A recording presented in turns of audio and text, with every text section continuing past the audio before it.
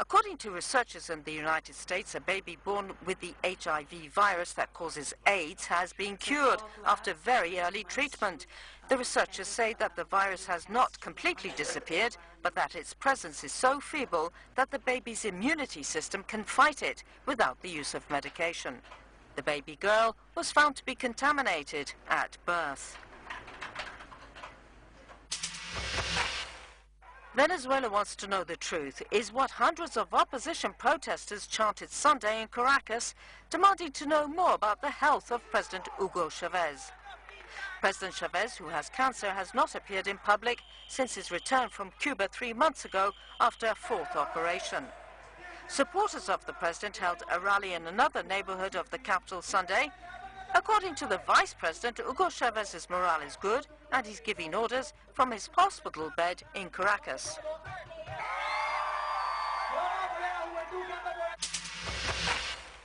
In Switzerland, voters in a referendum voted in favor of putting an end to golden parachutes, the excessively high bonuses for chief executives joining or leaving a business when the company is taken over. However, this is only the first step that shows public support for the move launched by an independent lawmaker. 68% of Swiss backed the proposal that will now go to a full parliamentary vote. We'll now take our second break, and sport is next. Moments you wouldn't want to miss. Is it love, lust, obsession, or infatuation? You want to find out? I'll provide you with all the answers and solutions to your problems on The Love Zone.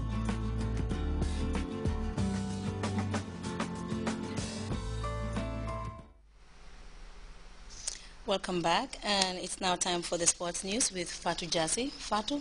What's up? Arsenal suffered a huge setback in their bid to qualify for next year's Champions League. CNN's Pedro Pinto is standing by in London with the details plus the latest in the NBA Eastern Conference. Qualified for the Champions League for the last 15 years running, but that streak could come to an end after the Gunners dropped further off the pace set by the top four. Arsene Wenger's side lost the North London derby 2-1 to Tottenham on Sunday. Gareth Bale and Aaron Lennon gave Spurs a 2-goal first-half lead at White Hart Lane before Per Mertesacker got a goal back for the visitors. Tottenham are now undefeated in 12 Premier League games, a club record as far as Bale is concerned. He has now netted 13 goals in his last 14 league games. Quite a run. Here's what the top of the table looks like after the derby. Spurs boosting their chances of finishing in the top four, while Arsenal are now 5 points off the pace. There is one match on the schedule for Monday. Manchester City play against Aston Villa in Birmingham later today. Hey, speaking of streaks, the Miami Heat tied a franchise record on Sunday by winning their 14th straight game. The defending champions beat the Knicks in New York. The home team actually had a 16-point second-half advantage at Madison Square Garden, but they couldn't hold on to it, even though Carmelo Anthony scored a game-high 32 points. It's just that when you have the likes of Dwayne Wade and LeBron James, you always have a great chance of winning a game. Wade nailed a couple of big shots down the stretch, and James had another stellar outing with 29 points, 11 rebounds, and 7 assists. Miami winning 99-93. As their streak continues, they're out in first place in the Eastern Conference standings. Fatou, that's all in sports. Back to you. Thank you, Fatou. And we now move on to the weather report from the Central Forecast Office.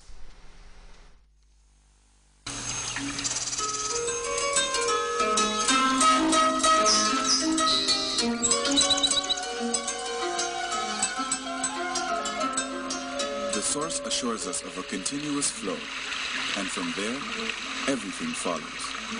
And for those of us who know what the River Gambia stands for, understanding its sustainability in all aspects of life is easily confirmed.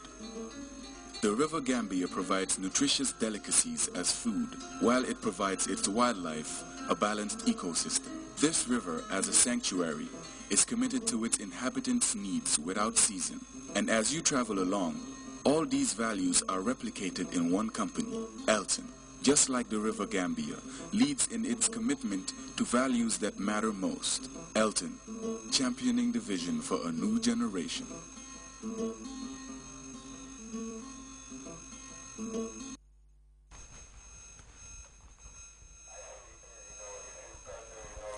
Hello and welcome to the weather segment, beginning with a summary of the weather during the day today, followed by a forecast.